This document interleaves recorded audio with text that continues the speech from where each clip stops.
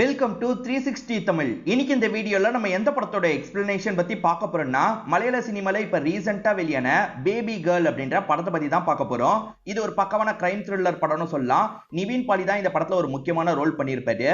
முதல்ல இந்த படத்தோட பிளாட்டை பத்தி பார்ப்போம். ஆக்சுவலா ஒரு பெரிய ஹாஸ்பிட்டல்ல இருந்து ஒரு கை குழந்தை காணாம போயிருது. யாரோ ஒருத்தர் தூக்கிட்டு போயிருக்காங்க. தூக்கிட்டு போனது யாரு என்னன்ற மாதிரி போலீஸ் ஒரு சைடு விசாரணை பண்ணிட்டு இருக்காங்க. இன்னொன்னு சைடு இந்த படத்தோட ஹீரோவான நிவின் பாலி விசாரணை பண்ணிட்டு இருக்காரு. கடைசியில யாரு குழந்தைய தூக்கிட்டு போனாங்கன்றத கண்டுபிடிச்சாங்களா இல்லையான்னு சொல்றதுதான் மீதி கதையா இருக்கும். நீங்க எதிர்பார்க்காத நிறைய திருப்பங்கள்லாம் வச்சு இந்த கதையை சொல்லியிருப்பாங்க. ரொம்பவே உங்களுக்கு பிடிக்கும்னு நம்புறேன். இந்த படம் தமிழ்ல இல்ல, மலையாளத்துல மட்டும்தான் இருக்கு. எக்ஸ்பிளனேஷனுக்குள்ள போறதுக்கு முன்னாடி வீடியோக்கு ஒரு லைக் போடுங்க. அதே மாதிரி இந்த எக்ஸ்பிளனேஷன் பிடிச்சிருந்ததுன்னா ஐப்னு ஒரு ஆப்ஷன் இருக்கும், அதையும் கிளிக் பண்ணி சப்போர்ட் பண்ணுங்க. மேற்கொண்டு பேசி டைம் வேஸ்ட் பண்ணாம நம்ம நேரடியா படத்தோட ஃபுல் எக்ஸ்பிளனேஷனுக்குள்ள போயிடலாம். படத்தோட ஸ்டார்டிங் சீனே நம்ம ஹீரோவை காட்டுறாங்க. இவரோட பேரு சனல் அப்படின்றது. ஒரு ஹாஸ்பிட்டல்ல அட்டெண்டரா ஒர்க் பண்ணிட்டு இருக்காரு. இவர் வரும்போதே புர்கா போட்டு ஒரு லேடி போறத பாக்குறாரு. அவங்க கையில ஒரு கட்டப்பை இருக்கு. என்ன வித்தியாசமா தூக்கிட்டு போறாங்கன்ற மாதிரி பார்த்துட்டு இருக்காரு. கிறிஸ்துமஸ் செலிப்ரேஷன் நடக்க போது போல அதுக்கான ஏற்பாடெல்லாம் இங்க இருக்க நர்ஸுங்க பண்ணிட்டு இருக்காங்க. இவரும் ஜாலியா பேசிட்டு இருக்காரு. அப்பன்னு பார்த்து ஒரு அலாரம் அடிக்க ஆரம்பிக்குது. கோட் பிங்க் அப்படின்ற மாதிரி தான் அலாரம் அடிச்சிட்டு இருக்கு. ஆக்சுவலா இங்க குழந்தை காணாம போயிருச்சுன்னா இந்த மாதிரி ஒரு அலாரம் அடிக்கும் போல. ஏதோ ஒரு குழந்தை காணாம போயிருக்கு அப்படின்ற மாதிரி எல்லாருமே இந்த இடத்துல பதட்டப்பட்டு இருக்காங்க. நம்ம ஹீரோ மட்டும் சில விஷயங்களை யோசிச்சு பாக்குறாரு. புர்கா போட்ட மாதிரி ஒரு லேடி போனாங்கல்ல, அவங்க கையில ஒரு பை இருக்கும். அந்த பையில வச்சுதான் எடுத்துட்டு போயிருப்பாங்களான்ற மாதிரி யோசிக்கிறாரு.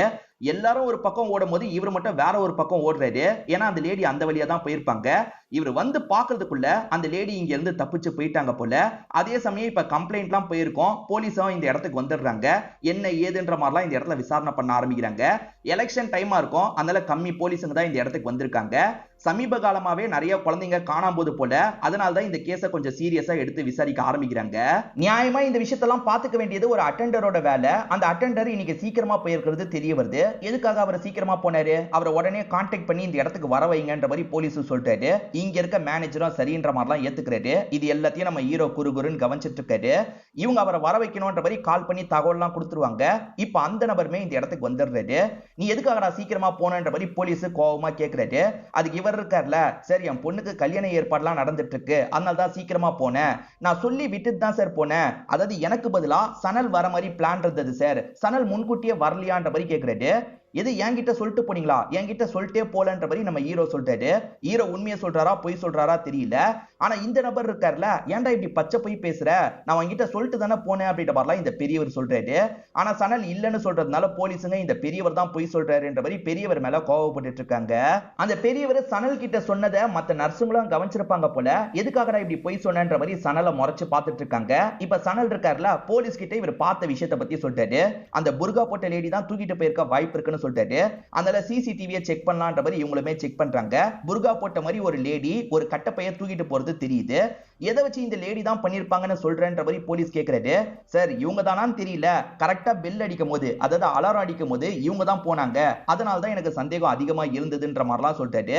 சரி இந்த லேடி எங்கெல்லாம் போயிருக்காங்கன்றத ட்ராக் பண்ணலான்ற மாதிரி யோசிக்கிறாங்க.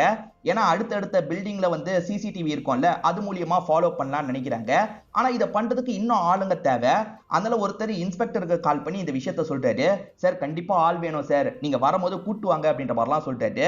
இன்ஸ்பெக்டருக்கு ஆளுங்க பற்றாக்குறையா இருக்கு. என்ன பண்றதுன்னு தெரியாம இன்ஸ்பெக்டர் இருக்கார்ல, நேரா ஐஜி கிட்ட பேசுறதுக்காக வராரு. ஆக்சுவலா ஐஜி கிட்ட இவர் நேரடியா பேசக்கூடாது, டிஐஜி மூலியமா தான் ஐஜி கிட்ட பேசணும். டிஐஜிக்கும் இவருக்கும் செட் ஆகாதுன்றதுக்காக இவரே ஐஜி கிட்ட பேச ஆரம்பிச்சிடுறாரு. இதனால ஐஜி செம்மையா டென்ஷன் ஆயிடுறாரு. யார் இவன் பாட்டுக்கு என்கிட்ட வந்து பேசுறான், ஓ மூலியமா தானே வந்து பேசணும், இதெல்லாம் சொல்ல மாட்டியான்ற மாதிரி டிஐஜியை திட்டிட்டு இருக்காரு. டிஐஜிக்கு ஏற்கனவே இந்த இன்ஸ்பெக்டரை பிடிக்காது.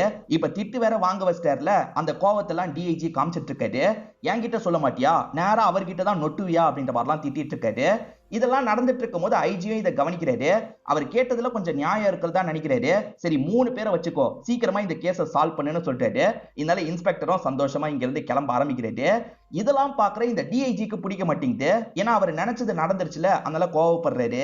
அந்த லேடி ரொம்ப தூரம் போயிருக்க முடியாது, சுத்தி இருக்கிற எல்லா பகுதியும் செக் பண்ணலான்ற மாதிரி ஆளுங்க செக் பண்ணிட்டு இருக்காங்க. அதே மாதிரி அந்த லேடி எங்கெல்லாம் போயிருக்காங்கன்றதை இவங்க சிசிடிவி மூலியமா ஃபாலோ பண்றாங்க. முக்கியமான கடைகள்ல சிசிடிவி இருக்கும்ல, அந்த கடைகள்ல எல்லாம் இவங்க செக் பண்றாங்க. இந்த நேரம் இங்க போயிருக்காங்க, இந்த நேரம் இங்க போயிருக்காங்கன்ற மாதிரி மாத்தி மாத்தி தகவலை கொடுத்துக்கிறாங்க. இப்ப இன்ஸ்பெக்டர் ஒரு டீமோட இந்த இடத்துக்கு வந்துடுறாரு. அந்த குழந்தைய பெத்தெடுத்தவங்க கிட்ட பேசணும்ன்ற மாதிரி இவரும் ரூம்க்கு வந்துடுறாரு. நீங்க தான் குழந்தையோட அம்மாவான்னு கேக்குறாரு. இவங்க ஆமான்னு சொல்லிட்டாங்க. நீங்க எங்க இருந்தீங்க அப்படின்ற மாதிரிலாம் கேக்குறாரு. நான் ஜாகிங் போயிட்டேன்ற மாதிரி சொல்லிட்டாங்க. இது ஜாகிங் போனீங்களா? நேத்து தான் குழந்தை பிறந்திருக்கு, இன்னைக்கு எப்படிங்க ஜாகிங் போவீங்கன்ற மாதிரிலாம் இவர் கேக்குறாரு. அவங்க தெருன்னு முழிச்சிட்டு இருக்காங்க. அப்பதான் ஒரு விஷயம் தெரிய வருது. இவங்களுக்கு தங்கச்சியா ஒரு பொண்ணு இருப்பா, அவளோட குழந்தையா தான் இருக்கும். அவளை பொறுத்த வரைக்கும் காலேஜ் ஃபர்ஸ்ட் இயர் தான் படிக்கிறா. இந்த வயசுலயே அவ ஒரு குழந்தைய பெத்து எடுத்திருக்கால, இதெல்லாம் வெளியே சொன்னா அசிங்கன்றதுக்காக தான் மறைச்சிருப்பாங்க. ஆனா இப்ப தெரிஞ்சிருது இல்ல, சம்பந்தப்பட்ட அந்த பொண்ணை கூப்பிட்டு பேசணும்ன்ற மாதிரி இவரும் கூப்பிட்டு பேச ஆரம்பிக்கிறாரு. நீ அந்த சமயம் எங்க போயிருந்தன்ற மாதிரிலாம் கேக்குறாரு. ரெஸ்ட் ரூம் யூஸ் பண்றதுக்கு போனன்ற மாதிரி அந்த பொண்ணு சொல்றாங்க. யாரு தூக்கிட்டு போயிருப்பான்னு நினைக்கிறேன்ற மாதிரி கேக்குறாரு. அதெல்லாம் எனக்கு தெரியலன்ற மாதிரி இந்த பொண்ணு அசால்ட்டா பதில் சொல்றா. இவளோட பேரு மீனா அப்படின்றது. ஆக்சுவலா மீனாக்கு கல்யாணமே முடிஞ்சிருக்கும். லீகலா ப்ராப்ளம் வரக்கூடாதுன்றதுக்காக கல்யாணமே முடிச்சு வச்சிருப்பாங்க.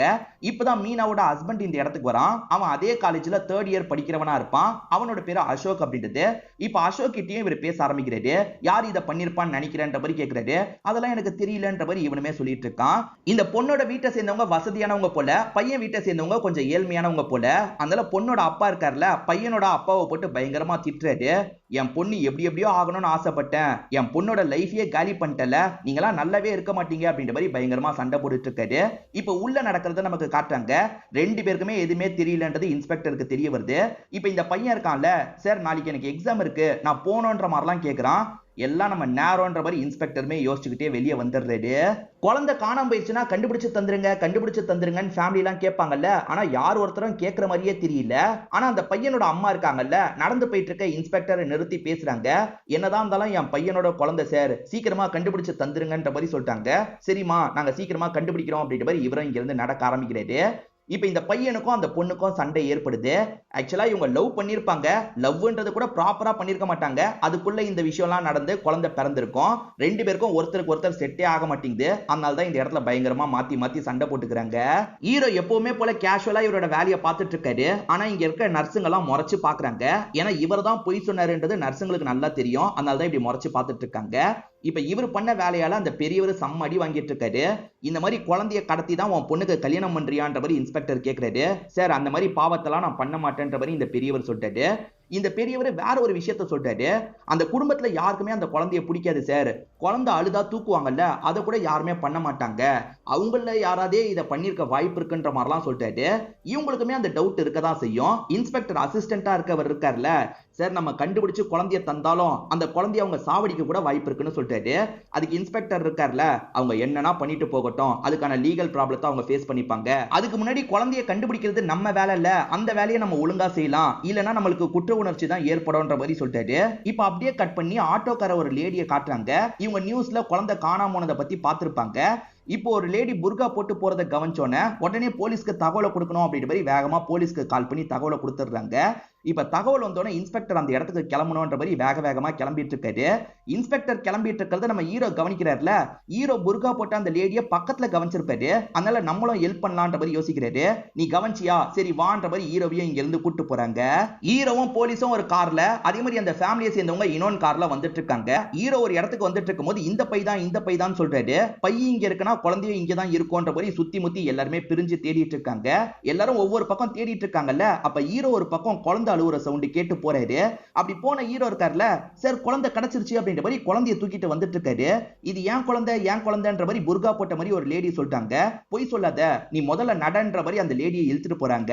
குழந்தைய கண்டுபிடிச்சாச்சு அப்படின்ற மாதிரி ஹீரோ தூக்கிட்டு வந்துட்டு இருக்காருல. மீடியாவை சேர்ந்த எல்லாருமே இதை கவர் பண்றாங்க. ஹீரோ தான் கண்டுபிடிச்சிருக்காரு போலன்ற மாதிரி எல்லாருமே கிளாப்லாம் தட்டிட்டு இருக்காங்க. இவரும் பயங்கரமா சந்தோஷப்படுறாரு. ஆனா நர்சுங்க இது அந்த குழந்தை இல்லன்ற மாதிரி சொல்லிட்டாங்க.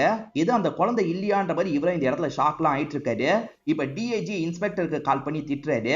பெரிய இவன் மாதிரி 3 பேரை கூட்டு போன, என்னடா பண்ணி வச்சிருக்க, இந்த கேஸை உன்னால சால்வ் பண்ண முடியுமா முடியாதான்ற மாதிரி கேட்கிறாரு. சரி எப்படியாவது சால்வ் பண்ணிடுறேன் அப்படின்ற மாதிரி இவருமே அவரை சமாதானப்படுத்துறாரு. இப்ப நல்லா செக் பண்ணி பாக்குறாங்க. குழந்தை இவங்களது இல்லைன்னு தெரிஞ்சிருது. அதனால அந்த அம்மா கிட்டயே குழந்தைய தராங்க. அவங்க ஏன் குழந்தைன்னு சொல்லியிருப்பாங்க. அது கேட்காம இவங்க தூக்கிட்டு வந்திருப்பாங்க. நான் அவ்வளவு சொல்லியும் நம்பல அப்படின்ற மாதிரி அந்த லேடி முறைச்சு பார்த்துட்டு இங்க இருந்து கிளம்புறாங்க. காரணம் நம்ம ஹீரோ தானே. இதனால இன்ஸ்பெக்டர் சட்டுன்னு இவரோட கழுத்துல கைய வச்சிருந்தாரு. ஏன்டா இப்படி பண்ண, ஒன்னால தான்டா நான் பிரச்சனையை ஃபேஸ் பண்ணிட்டு இருக்கேன்ற மாதிரிலாம் சத்தம் போடுறாரு. சரி விடுங்கன்ற மாதிரி அசிஸ்டன்ட் சமாதான பத்தி கூட்டு போலான்னு நினைக்கிறாரு. அப்ப ஹீரோ ஒரு விஷயத்த சொல்றாரு. அது என்னன்னா, நியாயமா நான் தான் 8 மணிக்கு வந்திருக்கணும், நான் லேட்டா 10 மணிக்கு வந்துட்டேன், என் மேலதான் தப்புன்ற மாதிரி சொல்லிட்டாரு. இப்ப வெளியே வந்து இவங்க 2 பேர் பேசிக்கிறாங்க. ஈரோ வேணும்ட்டே இப்படி பண்ணிருக்கலாம்ல, ஆளை வச்சு குழந்தைய தூக்கி இருக்கலாம்ல, நம்மள டைவர்ட் பண்றதுக்காக இப்படி பண்ணிருக்கலாம்லன்னு யோசிக்கிறாங்க. இப்ப இவங்களுக்கு சனல் மேலேயே டவுட் வந்துருச்சு. இந்த சனல் யாருக்கெல்லாம் கால் பண்ணிருக்கான் அப்படின்றத கொஞ்சம் விசாரிக்கலாம் அப்படின்ற மாதிரி இவங்களுக்குள்ள டிஸ்கஷன் போயிட்டு இருக்கு. நடந்த எல்லா விஷயமும் நியூஸ்ல வந்திருக்கும்ல, வைஃப் பாத்திருப்பாங்க. இப்ப நம்ம ஹீரோக்கு கால் பண்ணி வைஃப் பேசிட்டு இருக்காங்க. என்னாச்சு, நீ திட்டு வாங்கினியான்ற மாதிரிலாம் கேட்டுட்டு இருக்காங்க. ஆமா, கொஞ்ச நாள் வேலைக்கு வர வேணாம்னு சொல்லி அனுப்பியிருக்காங்கன்ற மாதிரி இவர் சொல்லிட்டாரு. இவர் நடந்து போயிட்டு இருக்கும் போது அந்த பெரியவர் எதிர வந்து பேசுறாரு. ஒன்னால் தாண்டா நான் அடி வாங்கினேன், என்ன அடி வாங்க வச்சிட்டல, நீலாம் நல்லாவே இருக்க மாட்டேன்னு திட்டிட்டு போறாரு. ஹீரோக்கும் கொஞ்சம் கஷ்டமா இருக்கு, சோகமா நடந்து வந்துட்டு இருக்காரு. இவரோட கவனக்குறைவால தானே குழந்தை மிஸ் ஆச்சு, அதனால எல்லாருமே இவரை கொஞ்சம் முறைச்செல்லாம் பார்த்துட்டு இருக்காங்க. இவர் இதெல்லாம் யோசிச்சுக்கிட்டே வெளியே வரும்போது மீடியாட்கள் கேள்வி மேல கேள்வி கேட்கறாங்க. இவருக்கு என்ன பண்றதுன்னு தெரியாம திரும்பி இந்த இடத்துக்குள்ளேயே வந்துடுறாரு. தெரிஞ்ச அக்கா இருக்காங்கல்ல, நீ இப்ப போனா பிரச்சனையை தான் ஃபேஸ் பண்ணுவ, அதனால கொஞ்ச நேரம் இங்கேயே இரு, அதுக்கப்புறம் போய்க்கோன்ற மாதிரி சொல்றாங்க. இப்ப நம்ம ஹீரோக்கு ஏதோ ஸ்ட்ரைக் ஆகுது. ஹீரோவும் ஃப்ரெண்ட பாக்குறதுக்காக வந்துடுறாரு. மச்சான் சிசிடிவி ஃபுட்டேஜை காட்டுன்ற மாதிரி சில விஷயங்களை பாக்குறாரு. அது என்னன்னா பிளட் டெஸ்ட் கொடுக்கறதுக்காக வருவாங்கல்ல, அந்த மாதிரி ஒரு பையன் வந்திருப்பான். அந்த பையன் குழந்தை இருக்கிற அந்த ரூம் கிட்ட போயிருப்பான். அது இவருக்கு ஞாபகம் வந்து தான் பாக்குறதுக்காக வந்திருக்காரு. இன்னொன்று பக்கம் போலீஸ் இருக்காருல்ல, அந்த லேடியை வாட்ச் பண்ணும் அப்படின்ற மாதிரி வாட்ச் பண்ண ஆரம்பிக்கிறாரு. அப்படி வாட்ச் பண்ணிட்டு இருக்கும் போது நடலாம் கொஞ்சம் வித்தியாசமா இருக்கு. இது லேடி இல்லையா, இது ஒரு ஜென்ஸ் அப்படின்ற மாதிரிலாம் சொல்லிட்டாரு. நம்ம ஹீரோவும் இப்ப அந்த பையனை கவனிக்கிறாரு. அந்த பையன் அந்த குழந்தை இருக்க ரூமையே சுத்தி சுத்தி வந்துட்டு இருக்கான். இவன் ஏன் இந்த குழந்தைய தூக்கி இருக்க கூடாது, நம்ம எதுக்கு லேடின்னு யோசிக்கிறோம், இவன் தான் தூக்கி இருக்க வாய்ப்பு இருக்கு அப்படின்ற மாதிரி ஹீரோ யோசிக்கிறாரு. இப்ப நேரா பிளட் டெஸ்ட் எல்லாம் எடுப்பாங்கல்ல, அந்த இடத்துக்கு வந்துடுறாரு. அங்க இருக்கவங்க கிட்ட எய்ட்ஸ் டெஸ்ட் எடுக்கிறதுக்காக ஒருத்தன் வந்தான்ல, அவனோட டீடைல் எல்லாம் வேணும்னு கேக்குறாரு. உனக்கெல்லாம் டீடைல் தரக்கூடாதுன்னு சொல்லியிருக்காங்கன்ற மாதிரி இவங்க சொல்லிட்டாங்க. ப்ளீஸ், எனக்கு ரொம்ப கில்ட்டா இருக்கு, எனக்காக தான்ற மாதிரிலாம் இவர் ரொம்ப ரெக்வஸ்ட் பண்ணி கேட்கிறாரு. ஒரு ஸ்டேஜ்ல அந்த லேடியும் எடுத்து தரேன்ற மாதிரி சொல்லிட்டாங்க. அந்த டெஸ்ட் எடுக்க வந்த பையனை நமக்கு காட்டுறாங்க. இந்த பையன் தான் உண்மையிலேயே அந்த குழந்தைய தூக்கி இருப்பான். குழந்தைய தூக்குனா இந்த நபரோட பேரு ரிஷி அப்படின்றது. இவனோட அக்காக்காக தான் இந்த குழந்தைய தூக்கி இருப்பான். அக்காவோட பேரு ரித்து அப்படின்றது. நீ தானே சொன்ன குழந்தை இல்லாம வீட்டுக்கு போக முடியாதுன்ட்டு, அதனால தான் இந்த குழந்தைய தூக்கி இருக்கேன், இந்த குழந்தைக்கு யாருமே இல்லைன்ற மாதிரிலாம் இவன் போய் சொல்லிட்டு இருக்கான். அதெல்லாம் தப்புடா, நீ குழந்தைய போய் விட்டுன்ற மாதிரி அக்கா சொல்றாங்க. நியூஸ் வைரலா போயிட்டு இருக்கிறதெல்லாம் அக்காக்கு தெரியாது, போய் குழந்தைய வஸ்டுவான்னு சொல்றாங்க. இவன் கேட்க மாட்டான். இப்படி இவங்க பேசிட்டு இருக்கும் போது குழந்தை அழ ஆரம்பிச்சிருது. அக்கா குழந்தைக்கு பால் மட்டும் தந்துருன்ற மாதிரி சொல்றான். இவங்களுக்குமே மனசு கேட்க மாட்டேங்குது. பக்கத்துல தூக்கிட்டு போய் அந்த குழந்தைக்கு பால் எல்லாம் தந்துட்டு இருக்காங்க. கட்டப்பையை இவன் போட்டான் பாத்தீங்களா, அதை பார்த்து ஹீரோ இறங்கி இருப்பாரு. இப்ப ஆளுங்க இந்த இடத்த செக் பண்ணலான்ற மாதிரி செக் பண்ண ஆரம்பிக்கிறாங்க. இப்பதான் அந்த சீன் கூட நமக்கு கனெக்ட் பண்றாங்க. ஐயோ போலீஸ் வந்துட்டாங்களே அப்படின்ற மாதிரி இவன் செம்மையா பயப்படுறான். அக்கா போலீஸ் வந்துட்டாங்க, குழந்தைய இங்கேயே வச்சுட்டு போயிடலான்ற மாதிரி சொல்றான். பிரச்சனை வராதுலன்னு கேக்குறாங்க. அக்கா குழந்தைய போலீஸ் வந்து எடுத்துப்பாங்கன்ற மாதிரி இவனும் சொல்றான். அதனால இவங்க கொஞ்சம் தள்ளி இருக்கிற இடத்துல போய் ஒளிஞ்சுக்கிறாங்க. போலீஸ் இந்த இடத்துலயும் செக் பண்றதுக்காக வருவாங்க. அதுக்குள்ள நம்ம ஹீரோ கண்டுபிடிச்சிட்டேன்னு கத்தியிருப்பாரு. அதனால இந்த இடத்த செக் பண்ணாமே போலீஸ் பாதியில போயிடுவாங்க. சோ தப்பான லேடியை இவங்க இங்க இருந்து கூட்டு போயிருப்பாங்க. போலீஸ் அந்த குழந்தைய தூக்கிட்டு போலன்றது அக்காக்கும் தம்பிக்கும் தெரியுது இல்ல, இவங்களுமே அந்த குழந்தைய திரும்பி தூக்கிக்கலான்ற மாதிரி அந்த இடத்துக்கு வந்து பாக்குறாங்க. அந்த இடத்துக்கு வந்து பார்த்தவங்க ஷாக் ஆயிடுறாங்க. ஏன்னா அங்க இருந்த குழந்தை காணாம போயிருக்கு. அதுக்குள்ள யாரு தூக்கிட்டு போயிருப்பா அப்படின்ற மாதிரி இவங்க பயங்கரமா இந்த இடத்துல ஷாக்லாம் ஆயிட்டு இருக்காங்க. அந்த ரிஷி டெஸ்ட் கொடுக்கறதுக்காக வந்தான் பாத்தீங்களா, நம்பர்லாம் தந்திருப்பான். அந்த நம்பரை நர்ஸ் மூலியமா இவரும் பேசி வாங்கிடுறாரு. இப்ப ரிஷிக்கு போன் கால் வருது. கால் பண்ணிருக்கிறது யாருன்னு பாத்தீங்கன்னா மாமா தான், அதாவது அக்காவோட ஹஸ்பண்ட் தான் கால் பண்ணிருக்காரு. என்னடா குழந்தை நல்லபடியா பிறந்துருச்சா அப்படின்ற மாதிரி கேக்குறாரு. பிறந்துருச்சு மாமா அப்படின்ற மாதிரி இவர் போய் சொல்லிட்டாரு. ஏன்னா ஏற்கனவே அக்காக்கு 2 வாட்டி குழந்தை இறந்துதான் பிறந்திருக்கும். இப்பயும் இறந்துதான் பிறந்ததுன்னு சொன்னா மாமா டென்ஷன் ஆயிடுவாரு. அதனால தான் போய் சொல்றாரு. எதுக்காகடா போய் சொன்னன்ற மாதிரி அக்கா கேக்குறாங்க. உண்மையை சொன்னா உன் புருஷன் சும்மா இருப்பானா, அதனால தான் போய் சொன்னேன், அந்த குழந்தைய கண்டுபிடிச்சு நீ கொண்டு போயிடு அப்படின்ற மாதிரிலாம் இவன் சொல்லிட்டு இருக்கான். இவன் தான் குழந்தைய தூக்குனா, ஆனா இவங்கிட்டயே இப்ப குழந்தை இல்ல. ஹீரோவை பொறுத்த வரைக்கும் இந்த ரிஷி கிட்ட தான் குழந்தை இருக்கிறதா நினைக்கிறாரு. அதனால ஒரு போலீஸ் கிட்ட பேசுறதுக்காக வராரு. சார் இவங்க கிட்ட தான் குழந்தை இருக்க வாய்ப்பு இருக்கு சார், கான்டாக்ட் பண்ணி பேசுங்கன்ற மாதிரிலாம் சொல்லிட்டாரு. தேவையில்லாம பிரச்சனை பண்ணாத போயிடுன்ற மாதிரி போலீஸுங்க திட்டுறாங்க. ஏற்கனவே இவரால சொதப்பிக்குச்சுல, அதனால தான் திட்டுறாங்க. இப்ப அக்காவும் தம்பியும் பேசிக்கிட்டே ஆட்டோல வந்துட்டு இருக்காங்க. அப்ப குழந்தைய பத்தி எல்லாம் பேசிட்டு இருக்காங்க. அதே மாதிரி ஹஸ்பண்ட் கொடுமையை பத்தி எல்லாம் பேசிட்டு இருக்காங்க. இதெல்லாம் அந்த ஆட்டோ டிரைவர் கேட்டுக்கிட்டே இருக்காரு. பிரச்சனை வேணாம், நம்ம இறங்கிடலாம் அப்படின்ற மாதிரி இந்த தம்பி இருக்கான் பாத்தீங்களா, அக்காவை ஆட்டோ விட்டு இறக்கிடுறான். இருந்தாலுமே அந்த ஆட்டோ டிரைவர் சந்தேகமா பார்த்துட்டு இங்க இருந்து கிளம்புறாரு. இப்ப தம்பிக்கு ஹீரோ கிட்ட இருந்து கால் வருது. டெஸ்ட்டுக்கு வந்த நீ தானே குழந்தைய தூக்கணுன்ற மாதிரி கேக்குறாரு. எப்படி இவன் கண்டுபிடிச்சான்ற மாதிரி தம்பி செம்மையா ஷாக் ஆகுறாரு. இப்ப பயத்துல என்ன பண்றதுன்னு தெரியாம காலை கட் பண்ணிடுறாரு. இப்ப நமக்கு பொண்ணோட அப்பாவை காட்டுறாங்க. இவருக்கு ஒரு மர்ம நபர் கிட்ட இருந்து கால் வருது. கம்ப்யூட்டர் வாய்ஸ்ல பேசுவாங்கல்ல, அந்த மாதிரி தான் அவன் பேசுறான். இதனால இவருமே இன்ஸ்பெக்டர் வாங்கன்ற மாதிரி கூப்பிடுறாரு. இப்ப எல்லாருமே சேர்ந்த மாதிரி கேட்க ஆரம்பிக்கிறாங்க. உங்க குழந்தை என்கிட்ட தான் இருக்கு, அந்த குழந்தை உயிரோட வேணும்னு நினைச்சீங்கன்னா எனக்கு 15 லட்சம் ரூபாய் காசு வேணும்ன்ற மாதிரி அவன் கேட்கிறான்.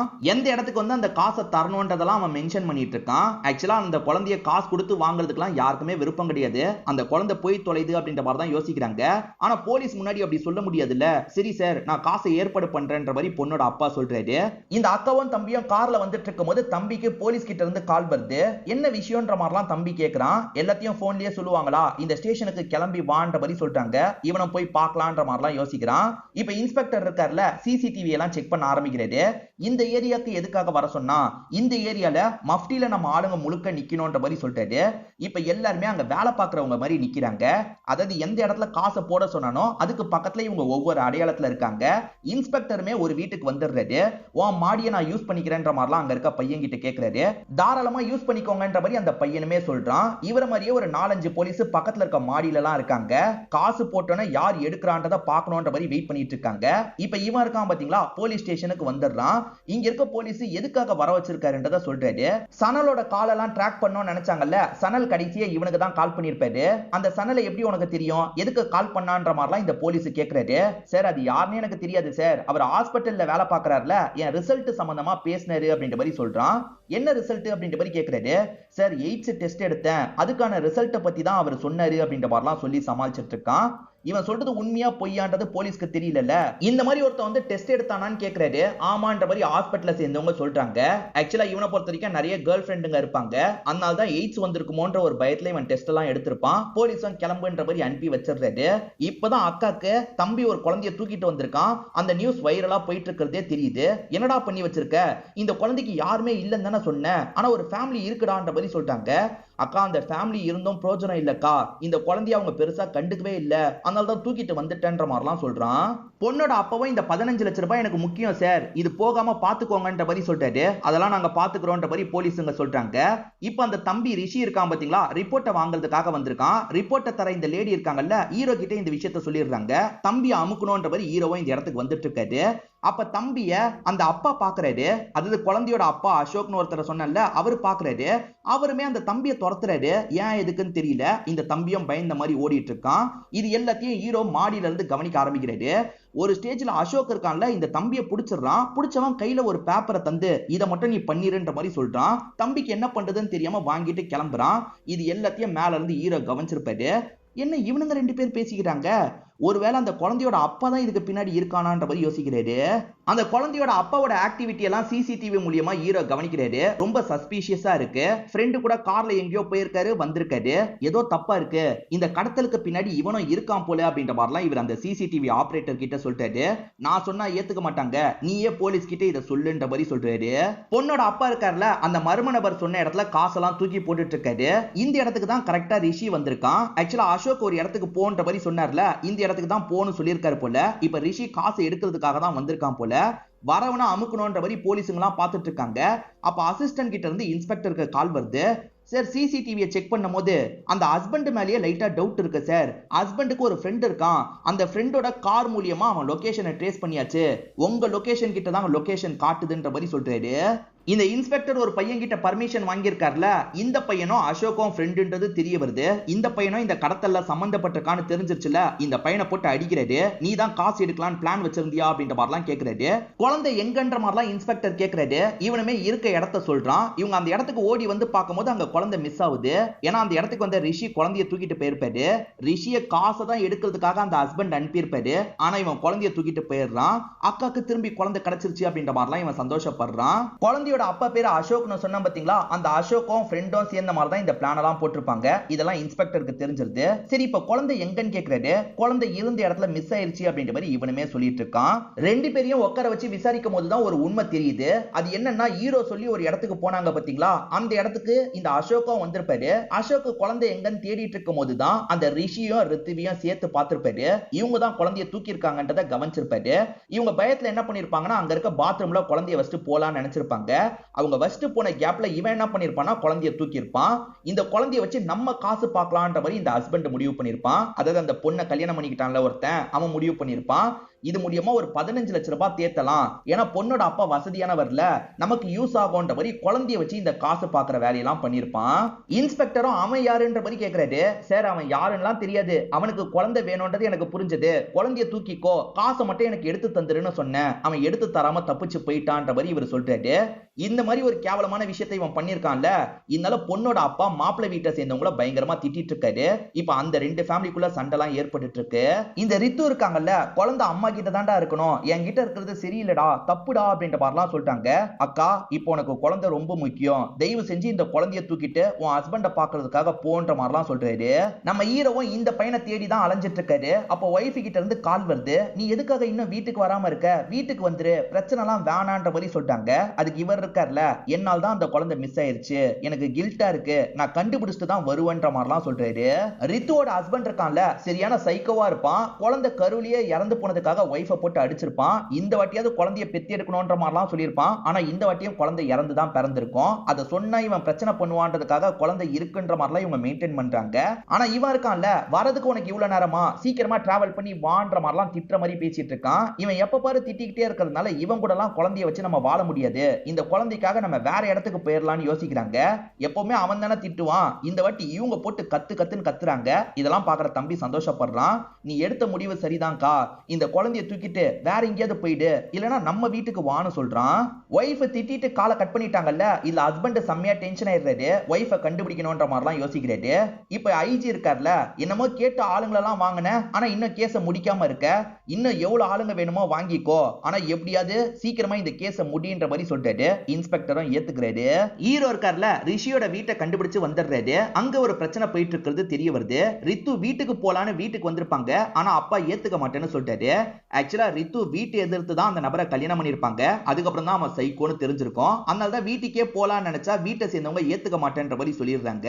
இது எல்லாத்தையும் தள்ளி இருந்து பாக்குற ஹீரோ கவனிச்சிட்டு இருக்காரு. தம்பி இருக்கான்ல, அக்காவை வேற எங்கேயாவது கூட்டு போலான்ற மாதிரி யோசிக்கிறான். அப்படி கூட்டு போலான்னு நினைக்கும் போது ஹீரோ இந்த இடத்துக்கு வந்திருக்கிறது தம்பிக்கு தெரியுது.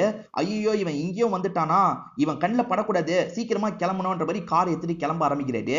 இவன் சீக்கிரமா கிளம்புறத ஹீரோவா கவனிக்கிறார்ல, நிச்சயமா இவன் தான் இதுக்கு பின்னாடி இருக்கான், இந்த குழந்தை எப்படி உங்க கையில வந்ததுன்றதை நம்ம கண்டுபிடிக்கணும்னு யோசிக்கிறாரு. இன்னொன்று பக்கம் ஹீரோ மேல போலீஸுங்களாம் சந்தேகப்படுறாங்க.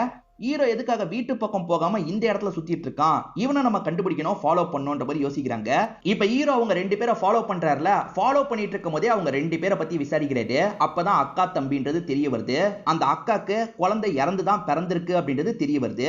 இறந்துதான் பிறந்திருக்குன்னா இவங்க கையில எப்படி குழந்தை வந்தது, நிச்சயமா நம்ம தேடிட்டு இருக்க குழந்தை இதுதான் அப்படின்றது இவருக்கு புரிஞ்சிருது. விடக்கூடாதுன்ற மாதிரி பின்னாடியே வந்துட்டு இருக்காரு. தம்பியும் எப்படியாவது தப்பிக்கணும்ன்ற மாதிரிலாம் யோசிச்சுட்டு இருக்கான். அக்கா நீ ஊருக்கு போறதுக்கு டிக்கெட் போடுன்ற மாதிரி சொல்றான். இவங்களுமே ஒரு ஊருக்கு டிக்கெட் எல்லாம் போட்டுடுறாங்க. பிரச்சனை என்னன்னு பாத்தீங்கன்னா, டிக்கெட்டோட காப்பி இவங்க ஹஸ்பண்டுக்கு வந்துருது. சிலர் போன்ல அந்த மாதிரி செட் பண்ணி வச்சிருப்பாங்கல்ல, ஹஸ்பண்டுக்கு போயிருது. ஓஹோ இந்த ஊருக்கு தான் போக போறியான்னு ஹஸ்பண்டும் பாக்குறாரு. இந்த தம்பி இருக்கான் பாத்தீங்களா, ஹீரோக்கு சாமர்த்தியமா ஆட்டம் காமிச்சிடுறான். இப்ப ரயில்வே ஸ்டேஷனுக்கு பின் சைடுல இருக்க ஒரு இடத்துக்கு வண்டியை கொண்டு வந்துடுறான். ஆனா திடீர்னு பார்த்தா அக்கா மயக்கமாயிடுறாங்க. ஐயோ அக்காக்கு என்ன ஆச்சு அப்படின்ற மாதிரி பயப்படுறான். சரி தண்ணி வாங்கிட்டு வந்துடலாம் அப்படின்ற மாதிரி பக்கத்துல இருக்க கடையில தண்ணியை வாங்கலாம்னு நினைக்கிறான். அப்பன்னு பார்த்து ஹீரோ கண்டுபிடிச்சு இந்த இடத்துக்கு வந்து இவனை பிடிக்கிறதுக்கு ட்ரை பண்ணிட்டாரு. இவனுமே ஹீரோவை தள்ளி விட்டுட்டு ஓட பாக்குறான். அப்பன்னு பார்த்து போலீஸ் வேற இந்த இடத்துக்கு வந்துடுறாங்க. டே நில்டான்ற மாதிரி ஹீரோவை துரத்துறாங்க.